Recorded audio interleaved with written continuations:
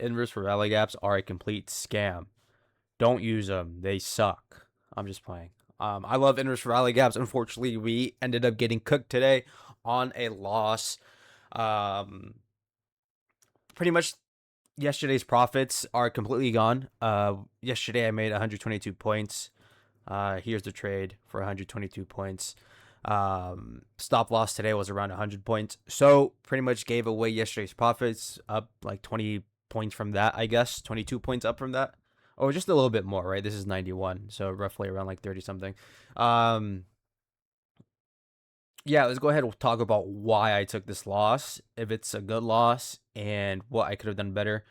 So just coming into when literally as soon as I marked up my charts and started seeing what we were doing, I saw some internal manipulation. I saw an SMT here, and this displacement through this 15-minute for value gap was literally catching my eye, right? So what we did here was sponsored this big great candle inversing this 15-minute for value gap, entered off of this 15-minute. Now I kind of wanted to see overnight session lows. So this was London and Asia still resting there. So I at least wanted to see London low get taken out before continuing to go higher. Right? Why would I want price to continue to go higher? On the higher time frame, obviously still bullish and looking at a market maker buy model. As you can see, there is an SMT with this low on the higher time frame. SMT. We have a BPR for the most part here. Retrace back into the BPR. Higher time frame change in this day. We're respecting this change in this day, and then we continue to go higher, right? So buy side curve of the model on the higher time frame is clear. Now, why did I end up taking a short?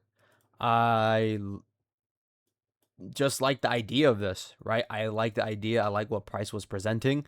Unfortunately, that did not end up happening. Unfortunately, we actually ended up getting destroyed for 100 points, which is cool. Now, is this a good loss? I think.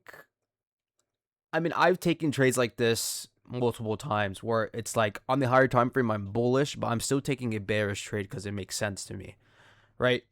Like something people say is like in order to go higher, you got to take out lower. In order to go lower, you got to take out higher, right? So that's kind of what I was, kind of aiming for.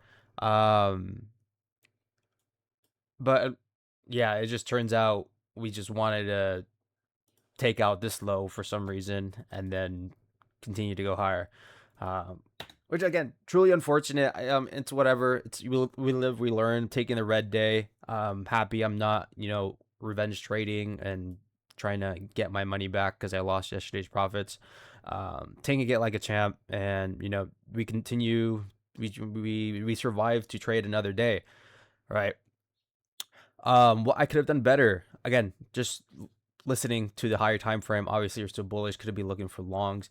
Is there any longs here presented after kind of just going over the market? We do have a 2 minute for rally gap here. Now, this is I don't know if this is something I would have taken real time. This is kind of more of a like sniper entry for the most part. Just after forming this SMT. Yeah, ES never took out this low. Yeah, so I think this, if someone caught this, I guess is an okay trade for the longs and kind of just continuing that buy side model sequence.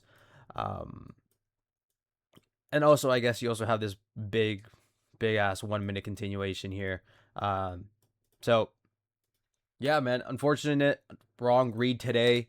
Um, am I happy with the trade?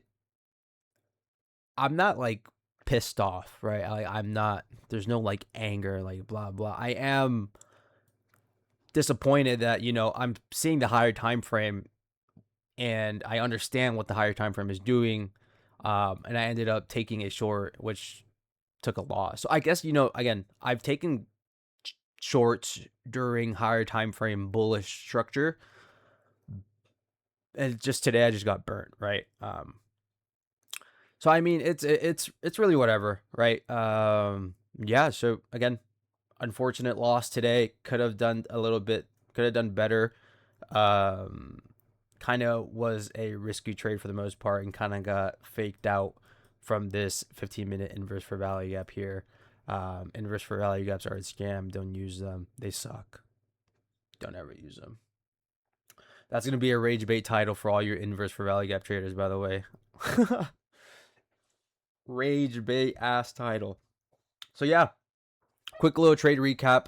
Looks like ES is pretty much at all-time highs. NQ might be aiming to push for that as well. And yeah, that's pretty much it. I hope you guys enjoyed this video. And I'll see you on the next one. Peace, peace.